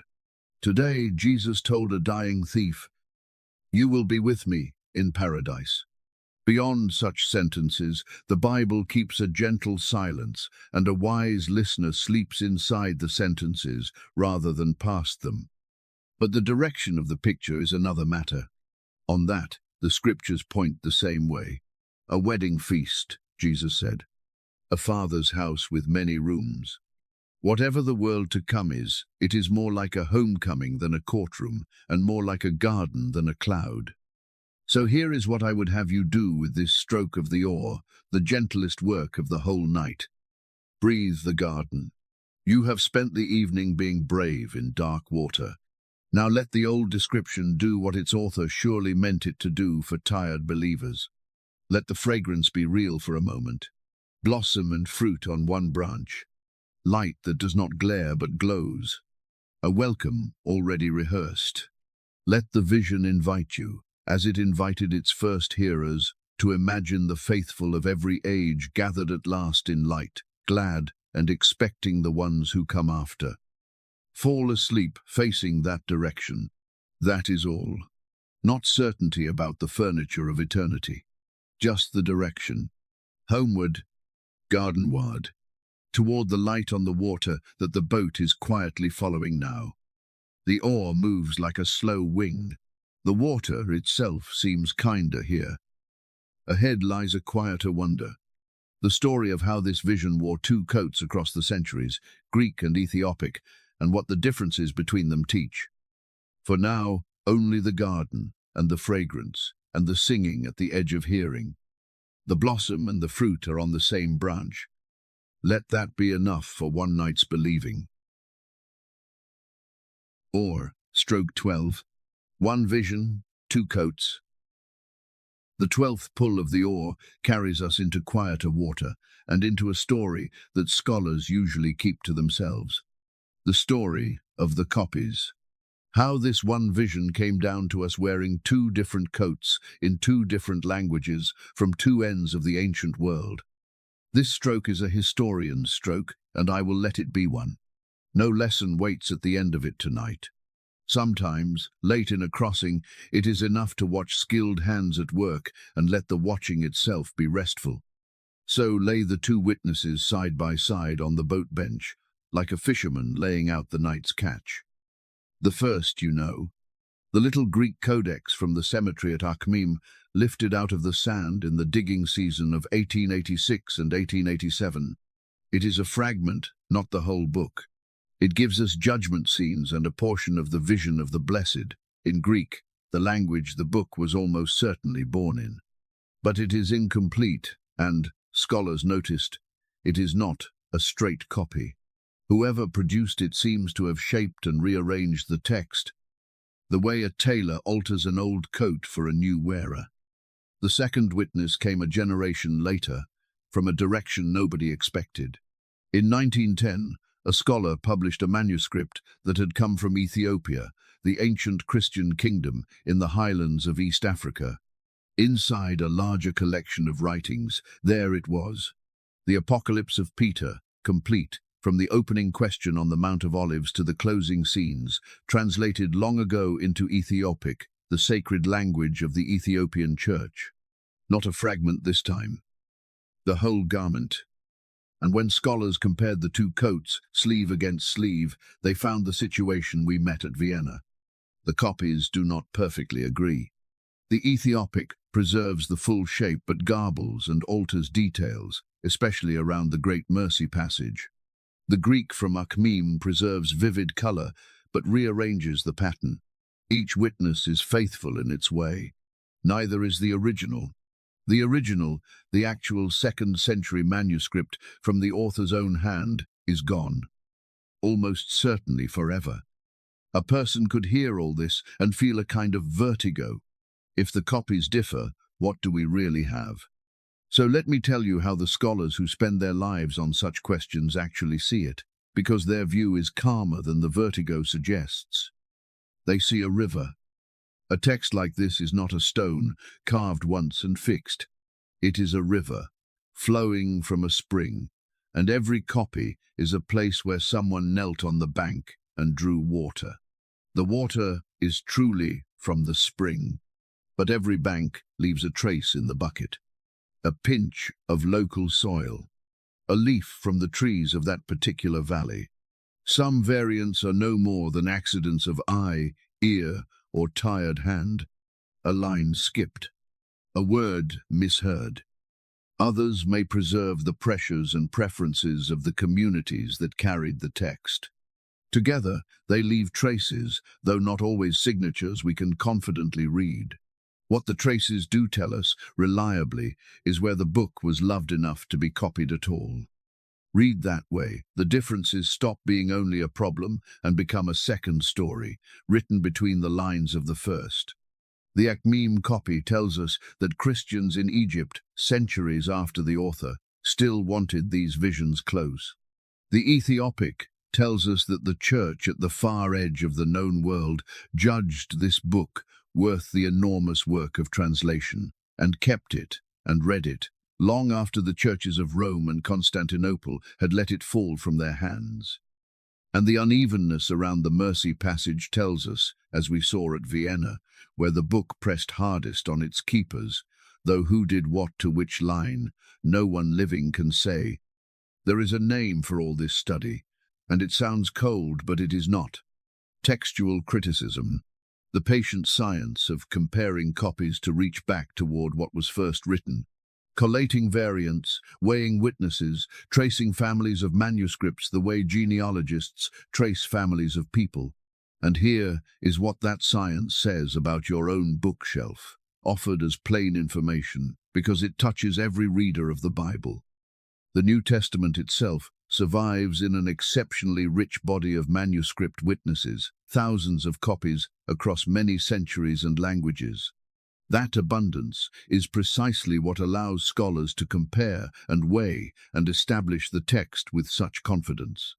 Our little apocalypse, surviving in a handful of witnesses, shows what fragility looks like. The contrast is the lesson, and it needs no sermon attached. Picture, if you like, one scene from that long river. This is imagination now, not record, and I will fly it as imagination. A copying room somewhere in the highlands of Ethiopia, centuries ago. A window of hard light. A reader chanting the exemplar line by line, slowly, while a scribe bends over his page, reed pen moving. The smell of ink and vellum. Outside, ordinary noise, goats, children, weather, and on the page taking shape under one tired hand, a fisherman is standing on a mountain of light, asking, "Lord, where are the righteous?" The scribe's wrist aches. He does not know, cannot know, that his page will outlive empires, cross oceans, lie open one day under electric lamps in libraries he could not dream of. He only knows the line in front of him, and the chant of the reader, and the discipline of getting it down faithfully before the light fails. That is how the vision reached you. Not by miracle, unless patience is won. Line by line, wristache by wristache, across 17 centuries of fading light. The boat runs on by itself for a while. Listen. The oars are shipped, and there is only water under the hull, the long sliding sound of a current that has been flowing since before the scribes, before the author, before the fisherman. Somewhere ahead, a bell, faint, then gone. The far shore has churches on it. The 13th stroke waits there with the last great question of our voyage. How the church, weighing its books over generations, kept the revelation of John and let this vision slip away. And how, even in losing, the old book quietly colored the imagination of the world. The current carries, the night holds. Row nothing for now. Oar Stroke 13, The Choosing and the Underground River. The 13th pull of the oar brings us to the question that has been waiting patiently at the edge of this whole night. How did a vision that once stood beside the revelation of John end up sleeping in the sand? Who chose? When? And why? The honest answer begins with this. There was no single dramatic moment, no midnight vote by candlelight that expelled our book. That version makes a better movie, but it is not what the records show. What the records show is slower, quieter, and in its way more moving. The canon of the New Testament settled the way a shoreline settles by centuries of tides. Lists, habits of worship, the judgments of teachers, the slow consensus of far-flung churches. Our little book was on that shoreline, and the tide went out from under it, one generation at a time.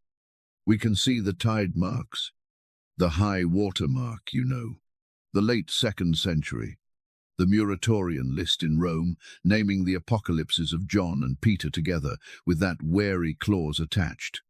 Clement of Alexandria engaging the book seriously.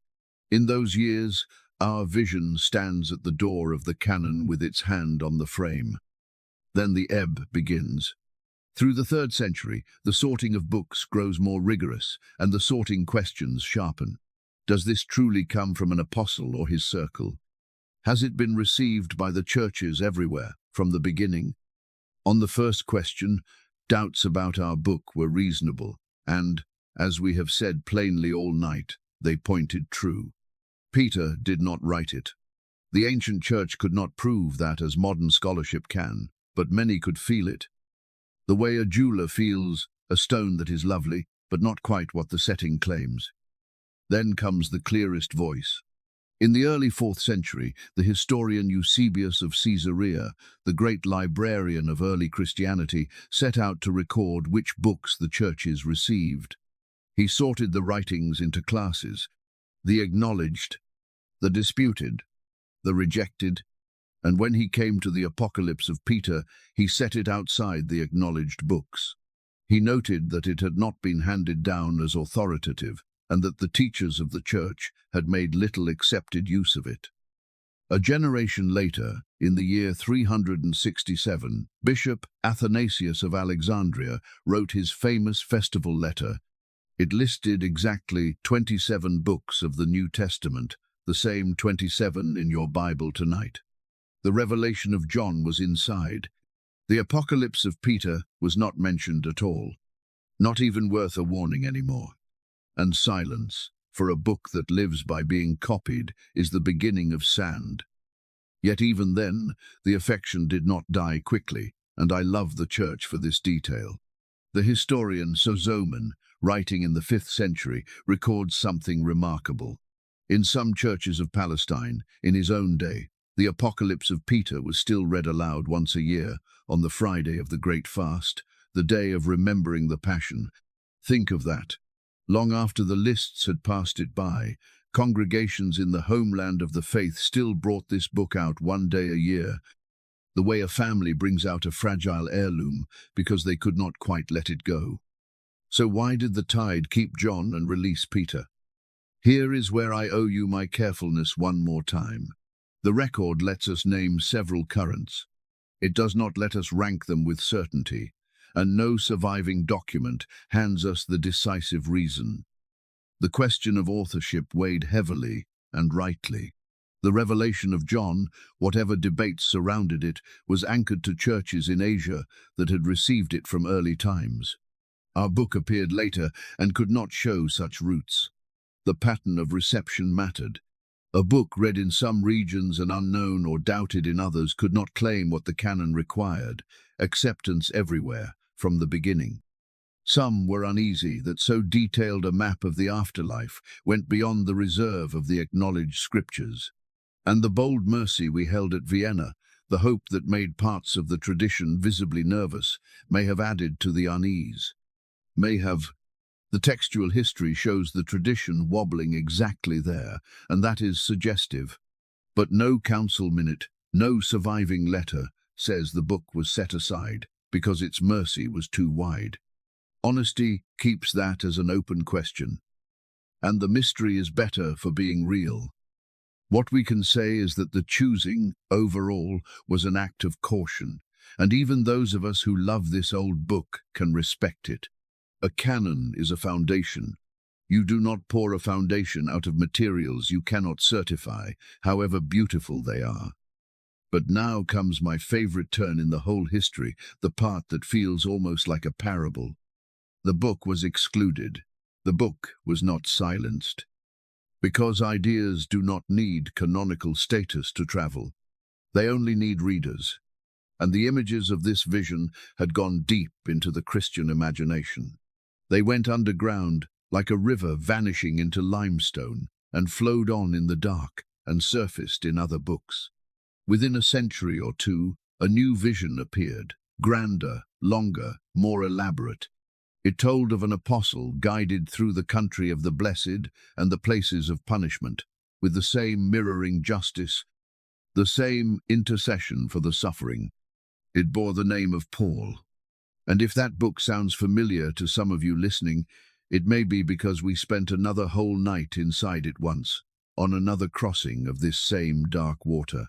The Apocalypse of Paul drew on the architecture of Peter's vision and built a cathedral on it. And the Apocalypse of Paul was copied everywhere, in a dozen languages, for 1,000 years. And the river ran on, through the visions of medieval monks, through sermons and wall paintings where village churches painted the world to come for congregations who could not read. Until, in the early 1300s, in Italy, a poet in exile composed the greatest tour of the afterlife ever written. Dante. In his Inferno, the punishments often follow the principle in which the consequence reflects the sin. It is the principle, later known by the Italian word contrapasso, a word the poem itself uses. Dante almost certainly never saw the Apocalypse of Peter. He did not need to. The pattern had travelled without its source through the later apocalypses and the vision literature of the Middle Ages, especially the traditions that grew from the Apocalypse of Paul.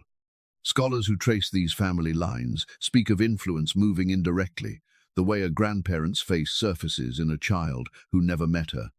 The little book from Akhmim was, by then, a buried ancestor, officially absent, quietly present in the features of everything that came after.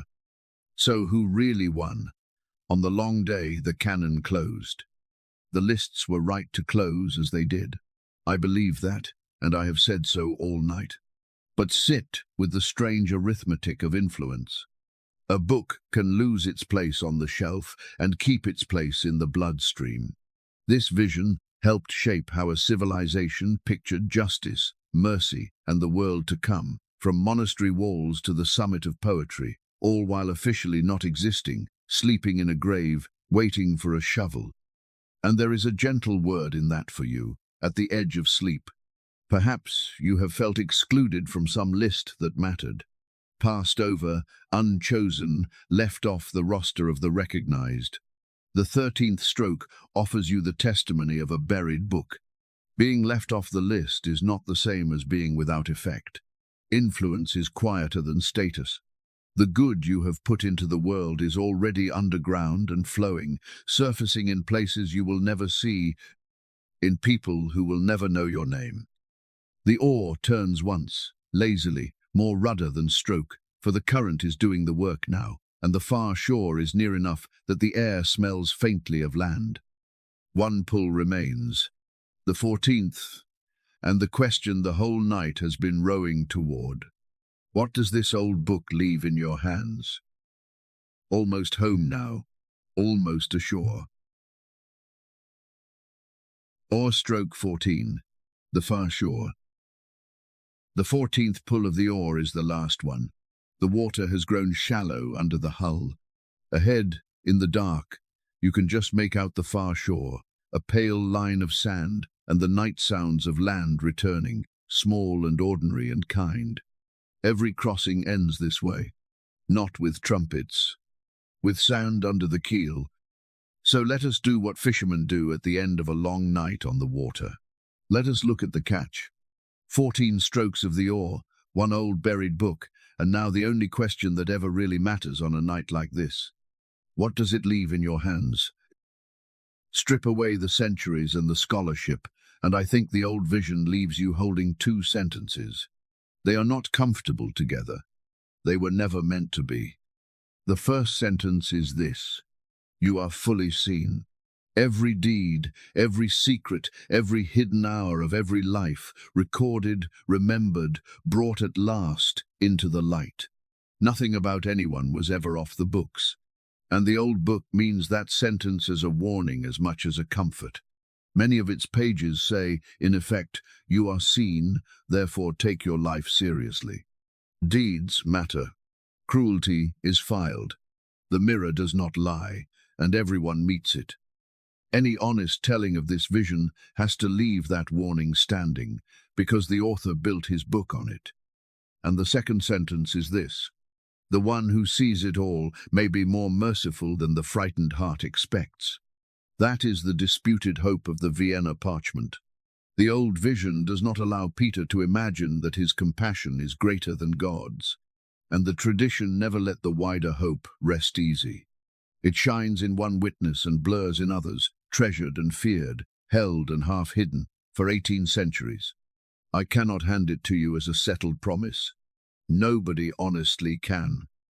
What I can hand you is the question it asks, which may be the finest question this old book ever raised. When the full record of a life is finally read, is the reader's face cold, or is it the face that wept first? Now hold those two sentences side by side, because most of us have spent our whole lives believing you can only have one of them. Here is the quiet arithmetic of the human heart. We assume that being fully seen and being loved cannot coexist. So we split the difference. We let people see the edited version, and we collect their love for the character we play, and late at night we discount that love because we know who it was really given to be known or to be loved. Choose one. That is the bargain we believe the universe offers, and it is the loneliest belief in the world. It is why so many people are surrounded and still alone. The love on offer never seems addressed to the actual person. And here is where I stop speaking for the old book and speak, for a moment, from the older and surer one beside it. Because on this exact point, the Gospels are not disputed, and the hope does not blur.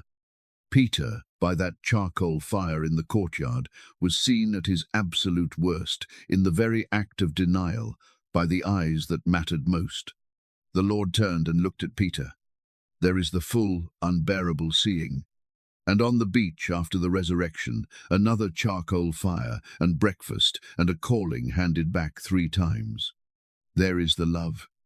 Same eyes, same man, nothing hidden in between.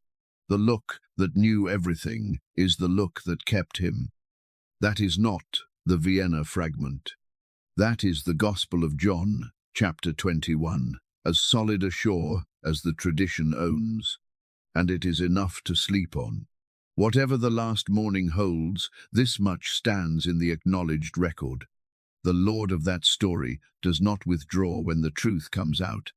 The truth came all the way out with Peter, and breakfast was already cooking. So take this from the whole night, and let the rest fall away if it must. Tonight, in this room, with the day's failures still warm and the year's regrets within reach, you are not loved as your presentation. Whatever is true of you is already known, and the knowing came first, before your editing, before your courtyard, before your fire.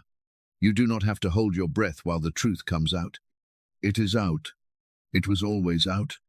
And the story the church kept in its canon, the story it staked everything on, says the love arrived anyway, early, and has been waiting up. Perhaps that is why someone, 17 centuries ago, wanted this battered old vision within reach of a sleeper. Not for its map of the last things, which the church declined to certify. For its direction. It points, through all its severity and all its disputed hope, toward the Christ who wept over Jerusalem, even as he warned it of judgment. The keel touches sand. The crossing is done. Step out slowly. The water is warm at the edge, the way lake water is at the end of a summer night. Somewhere up the beach, if this were Galilee, there would be a small fire, and the smell of bread, and a voice that has kept every one of its promises, saying the words tired fishermen most need to hear. Come and have breakfast. Leave the boat where it rests. It has done its work. 14 strokes, from a grave in Egypt to this quiet shore, and every mile of it was rowed toward you. The nets are folded now, and the oars are shipped, and before sleep takes the last watch, let us pray. You do not need to repeat anything. You do not even need to keep your eyes open. Let the words go up on your behalf, the way smoke rises from a shore fire while the fishermen rest. Father in heaven, thank you for this long crossing, and for the old dreamers whose hope outlived their names. We began in a grave at Akhmim, where a book waited 17 centuries in the dark. Thank you that nothing entrusted to time is hidden from you, and that no sleeper, named or nameless, has ever slipped your mind. We stood in the boat with Simon, who sank and was caught, who denied and was restored. For everyone in the dark tonight, ashamed of a courtyard moment of their own, kindle the second charcoal fire. Ask them the question that heals, and hand their calling back. We heard the frightened questions on the hillside, and we bring you ours. The when, the how, the will it be all right. Receive them as you received theirs. Seated, unhurried, unalarmed. We learned the patience of the fig tree. Keep us from the false lights that shout now, and keep us faithful to the true light that is willing to be waited for. And over every bare branch in our lives, speak your quiet word. Summer is near. We stood in the valley of dry bones, and we believed, even half asleep, that nobody is anonymous to you. Hold the ones we have buried. Keep their names bright until the morning of the great roll call. We crossed the Mirror River, and we hand you the day's replay, scene by scene, the sharp word and the skipped kindness, a tangled net passed to better hands. Wash what we confess, and let your lamp over us be a father's lamp. We stood with the ones who watch, and we set down the files we have been keeping at midnight. You are the witness who never sleeps. Guard the evidence. Grant us rest from our own remembering, and keep our hearts from poison while we wait for your justice. We wept with Peter for the people we love who are far from you, and we remember the ancient hope preserved on the parchment in Vienna. We do not build on a disputed page, Lord. We build on your Son. But we bring you every name that hope made us think of, and we entrust each one to the mercy and justice you have shown in Jesus Christ, who wept over a city and prayed for his executioners and loves beyond our asking. You know what you have not told us, and we know that you are good. We breathe the garden, blossom and fruit on one branch, and we ask you to turn our sleeping faces homeward toward the country where nothing good is ever on its way out. And we thank you for the long river of hands, scribes and scholars, Greek and Ethiopic, that carried one battered vision across the centuries to one more tired listener tonight. Write our own small faithfulness into that river, and let the good we have done flow on underground, watering fields we will never see. Now, Lord, keep watch over this house and over every listener while they sleep. Quiet every mind. Loosen every worried hand. And in the morning, wake your people into your kindness, seen all the way through and kept all the way through, ready to walk with you through whatever the new day brings. We ask it in the name of Jesus Christ, who looked at Peter and kept him, who makes breakfast on far shores for those who have failed him, and toward whom every page of this night was pointing. Amen. The boat is beached. The nets are dry. The fire on the shore is burning low, and there is nothing left to row. An unknown hand once laid this book beside a sleeper, and the book outlived the empires around it. May its truest page, the one about the look that keeps, rest near you tonight. You are fully seen, and the one who sees you is the one who wept first. Sleep now, on the quiet side of the water. Good night,